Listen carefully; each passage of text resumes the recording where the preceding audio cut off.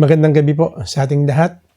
Narito po tayo ngayon sa ating panggabi na online service.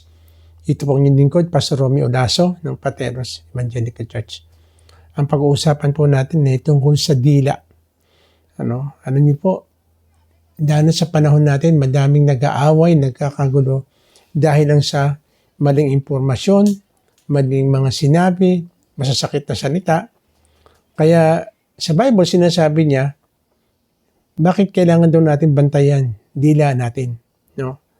Bakit kailangan bantayan ang ating dila? Unang-una, para daw hindi tayo tawagin na mangmang. No? Sabi po sa Kawikaan, 10:18, ang nagtatanim ng puot ay puno ng kasinungalingan. Ang naninira sa kanyang kapwa ay isang taong mangmang. So kapag nagsasalita pala tayo ng hindi tama, puro kasinungalingan, ang tawag pala sa atin ay mangmang. No? Alam niyo ba ibig sabihin ng mangmang? Masakit man sabihin. Ang mangmang po ay parang wala kang alam, bobo ka, tanga ka. Yun ang ano po ng mangmang. No? Kaya nga, masakit pag sinabihan kang mangmang. Ibig sabihin wala kang kaalam-alam sa mga nangyayari. At sabi po sa Kawikaan 26:28, ang taong sinungaling ay galit sa kapwa, ang madayang salita ay nagpapahamak sa iba. Ilang beses na po ba tayong nakarinig? Nag-away dahil may nasabi daw na hindi maganda itong isang tao.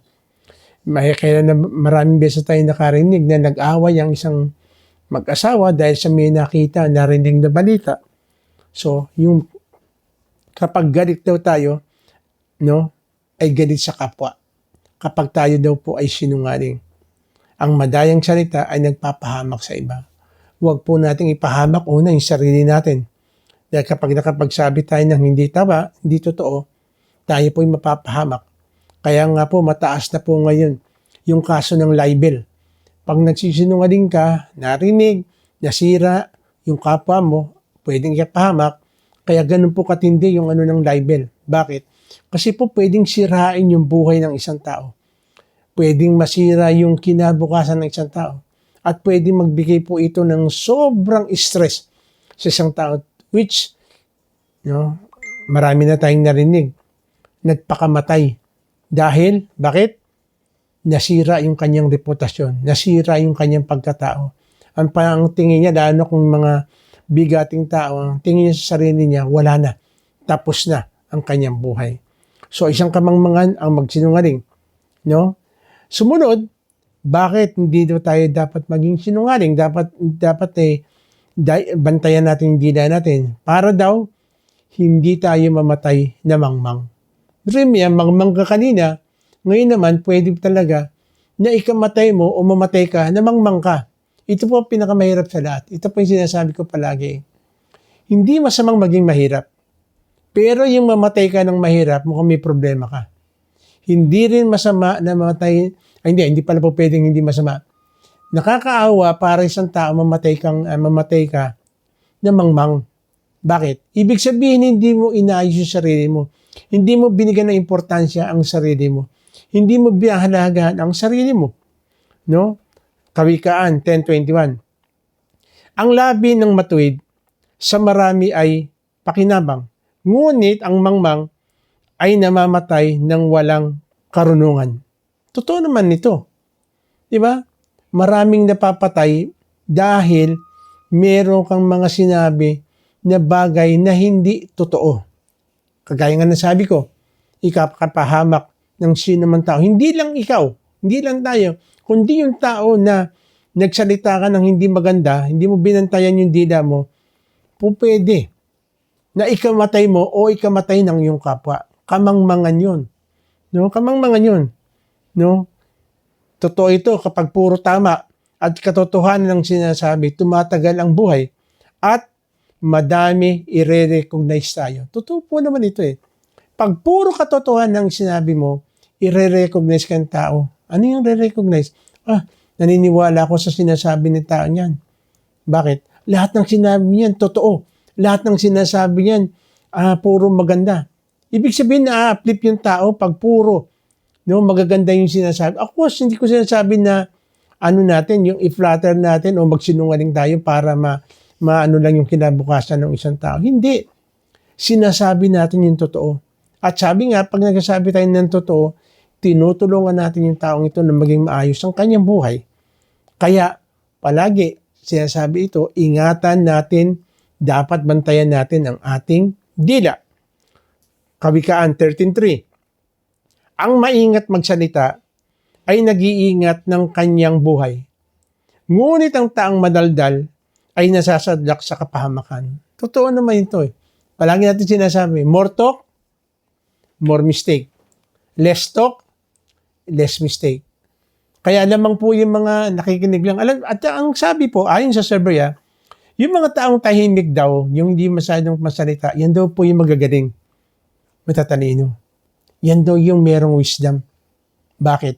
Kasi niisip niya muna lahat ng kanyang sasabihin kung makakasakit ba o makakatulong ba sa kapwa. No? Kaya tama ito eh. Ang maingat magsalita ay nag-iingat ng kanyang buhay. Maraming mga tao na papahamak dahil sa kanyang mga sinabi. Pupuntahan siya ng kapitbahay, pupuntahan siya ng kaibigan niya. Pare, ba't mo naman sinabi yun? Hindi naman ganun yung pagkakasabi ko. Di ba? Nabisa tayo nakarinig ng ganyan. No? Tapos sasabihin mo, halimbawa, hindi ko naman sinabi. Kaso nga, lalo na ngayon sa panahon natin, ang dali-dali na. I-CCTV ka lang o kaya kinuhanan ka lang sa cellphone sa mga sinabi mo. Hindi ka na makakapag ano. Di ba, ang dami na sa road rage ngayon. Ang dali na makita. Kung nagsisinungaling ka o sinisiraan mo lang yung kapwa mo sa road rage, siya po na una makikita naman. Oh. So, ibig sabihin, kung nag-iingat tayo sa ating pananalita, iingatan natin yung buhay natin. Maraming napahamak sa road rage dahil minura lang niya yung kapwa niya na pwede namang magtimpi ka, ayusin mo na hindi ka kailangan gumawa ng mga masasakit na salita. Kaya sabi ganon, bantayan natin ang ating dila. Ano pa? Bakit kailangan bantayan natin ang ating dila? Para makilala daw tayong matuwid. Kawikaan 10:31-32. Ang salita ng matuwid ay nagpapakilala ng karunungan. Ngunit ang dilang sinungaling ay pinuputulan naman. Ang salita ng matuwid ay palaging angkop. Ngunit ang salita ng masama ay puro paninira. Totoo to. Ang taong matuwid palagi, kagaya nga po sinasabi ko, nag-iisip kasi bago magsalita eh.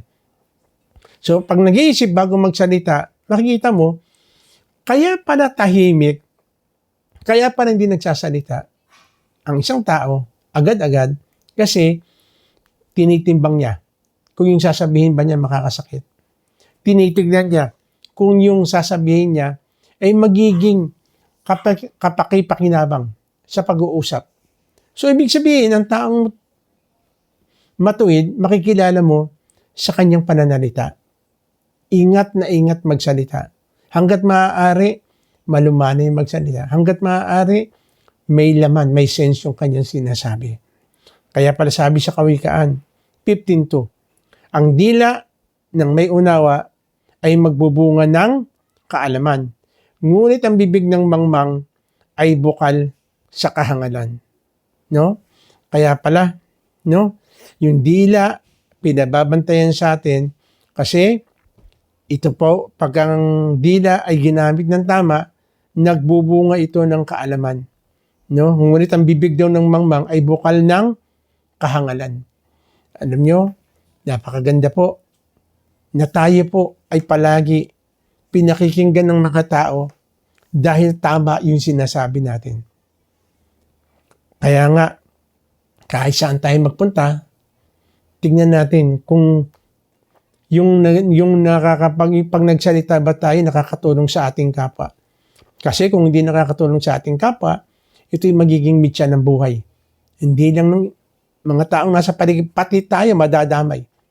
No? Kaya hanggat maaari, huwag tayo basta magbubukas ng bibig natin. Isipin muna nating mabuti. No?